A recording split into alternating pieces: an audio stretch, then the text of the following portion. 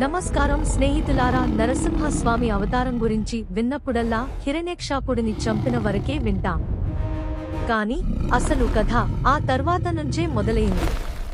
హిరణ్యకశపును చంపిన తర్వాత కూడా నరసింహస్వామి ఉగ్రరూపం అస్సలు తగ్గలేదు. అతని ఉగ్రరూపాన్ని చూసి సకల దేవతలందరూ భయపడ్డారు.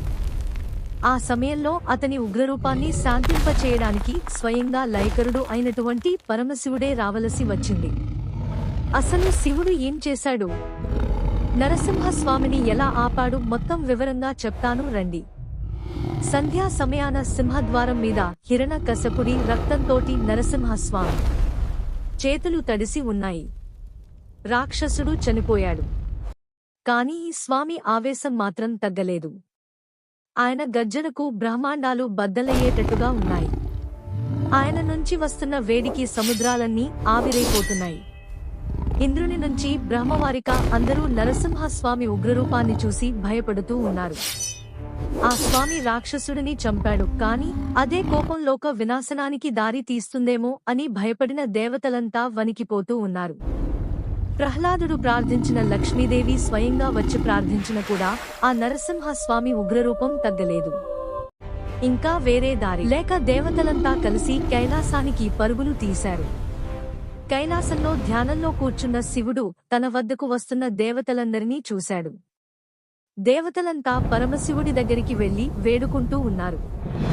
ఓ మహాదేవా నీలకంఠాయ, ఆ నరసింహుడి కోపం నుంచి సృష్టిని కాపాడు తండ్రి అని వేడుకుంటున్నారు.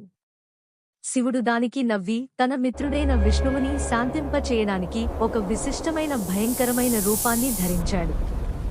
అదే శరభ అవతారం. శరభేశ్వరుడు అది మామూలు రూపం కాదు. సగం మృగం సగం పక్షి, 8 కాలు 2 తలలు, వెనక రెక్కలు, చూడడానికి అత్యంత భయంకరంగా కనబడతాడు. అది సింహం కంటే బలవంతంగా కనబడుతుంది. చాలా భయంకరంగా కనబడుతుంది. ఒక దిక్కు నరసింహస్వామి ఉగ్రరూపాన్ని దాల్చి విలయం సృష్టిస్తున్నాడు. అదే సమయాన ఆకాశంలో పెద్ద శబ్దం చేసుకుంటూ శరభ రూపంలో ఉన్న శివుడు నరసింహస్వామి ముందుకు వస్తాడు. ముందు శివుడు తన రెక్కలతో నరసింహస్వామిని ఆలింగనం చేసుకుంటాడు.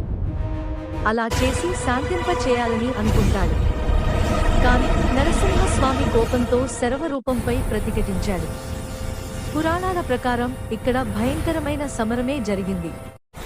ఇది యుద్ధం కాదు, ఇద్దరు పరమాత్ముల మధ్యలో జరిగిన లీల. ఇద్దరి మధ్యల పోటాపోటీగా యుద్ధం జరుగుతుంది. ఒకరినొకరు కొట్టుకుంటూ ఉన్నారు. ఆ పరమశివుడు ఎంత శాంతింప చేయాలనుకున్నా నరసింహస్వామి ఉగ్రరూపం శాంతింపబడతలేదు. చుట్టూ కొండలు కోటలు అన్నీ కూలిపోతూ ఉన్నా కూడా యుద్ధం జరుగుతూనే ఉంది. స్తంభాలు భూమికి వాలుతూ ఉన్నాయి. దేవతలంతా వాళ్ల యుద్ధాన్ని చూసి భయపడుతున్నారు. ఒకరిపైన ఒకరు పడుతూ చాలాసేపు యుద్ధం చేశారు.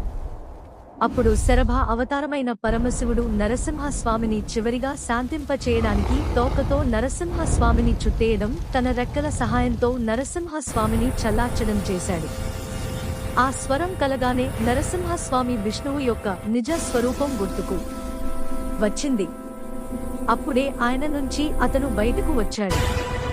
తర్వాత దేవదేవతలందరూ ప్రార్థించక తన ఉగ్రరూపాన్ని చాలిస్తాడు. సృష్టి స్థితి లయకారులైన పరమశివుడు నరసింహస్వామి లోకానికి ఒక మాట నేర్పాడు.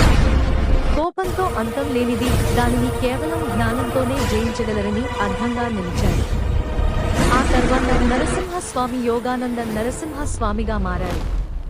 మరి ఈ కథ మీకు ఎలా నచ్చిందో కామెంట్లో తెలియజేయండి. అలాగే లైక్ చేయండి. మీరు చేసే ప్రతి లైక్ నా ఛానల్ గ్రోత్ కి ఉపయోగపడుతుంది.